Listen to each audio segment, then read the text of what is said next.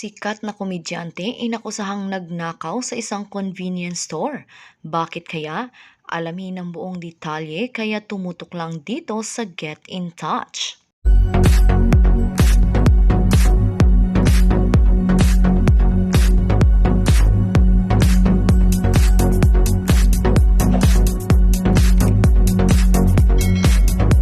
Nabiktima ng mistaken identity ang kapuso komedya na si Super Tekla.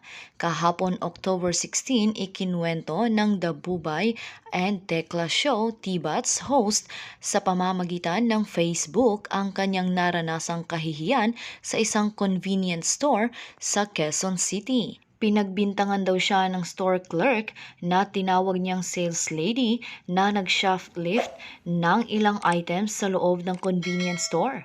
Kwento ng stand-up comedian TV host Mistaken Identity, 711 E Road, Branch 1, buy something, hinarang ako ng sales lady after ko mabayaran yung binili ko.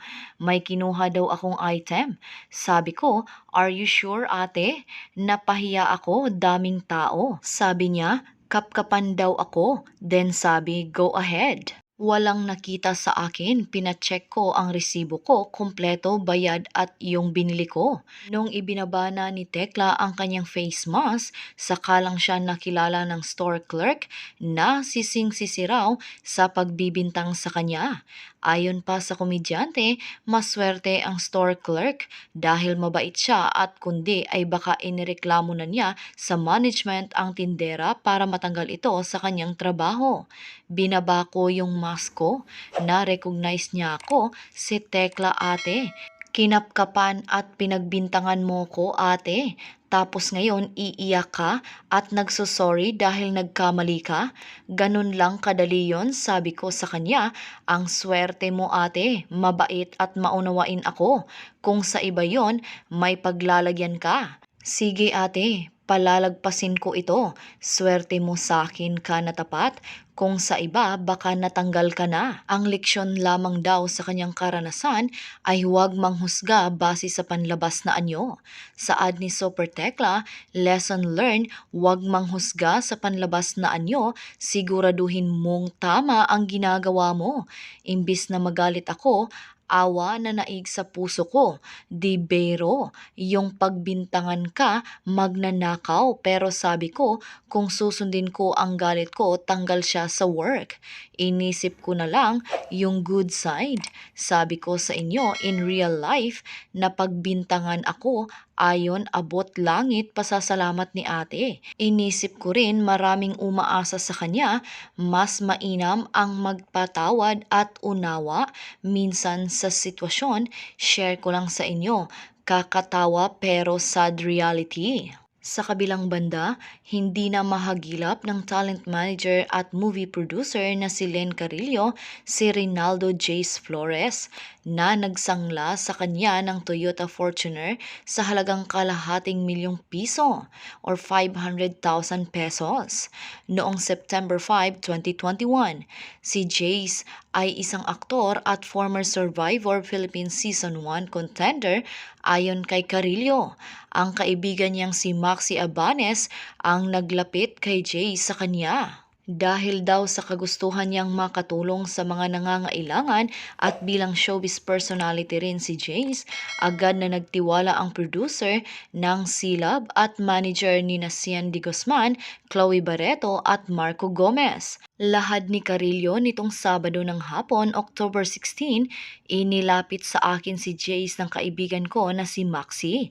Kailangan daw niya po ng pera para pagnegosyo at after a month ibabalik din niya ang pera. Iniwan po niya sa akin ang car na may ORCR, isang susi, ID at kasulatan ng nanghiram siya. Hawak ni Carillo na ebidensya ang video habang ginagawa ni Jace ang kasulatan na nagpapatunay na tumanggap ang aktor ng pera mula sa kanya. Pero sa dokumentong ginawa ni Jace, 350,000 pesos at hindi kalahating milyong piso ang isinulat niya. Mali po ang inilagay niyang amount. Hindi ko na napansin kasi during that time, nasa shooting ako ng Moonlight Butterfly. Ipinadala ko lang ang pera sa tao ko. Isinulat at nilagdaan ito. Paliwanag ni Carillo tungkol sa maling halaga ng pera na inilagay ni Jay sa kasulatan. Makalipas ang isang buwan, saka nalaman ni Carillo ang masakit na katotohanan.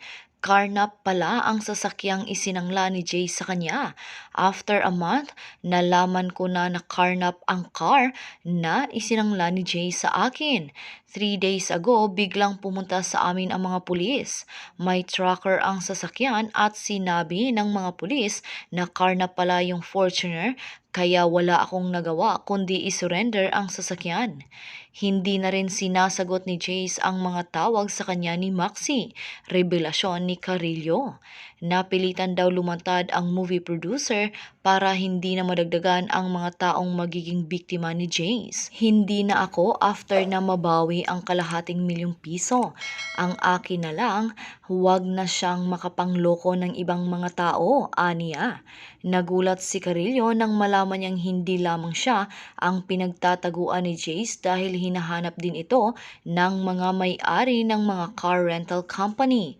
Sinubukan hingin ang panig ni Jace tungkol sa mga akusasyon ni Carillo sa pamamagitan ng pagpapadala ng mensahe sa Instagram account niya. Pero biglang naging pribado na ang kanyang Instagram account matapos kumalat sa social media ang issue na kanyang kinasasangkutan Sabado ng gabi.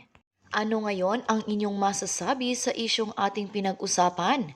Kung meron man kayong mga komento o reaksyon, mag-comment lang kayo sa comment section na may respeto at hindi pa mamahiya sa kung sino man. Kung gusto nyo pa ng ibang mga update tungkol sa inyong mga paboritong artista, pwede nyong i-click ang link na makikita nyo sa description ng video.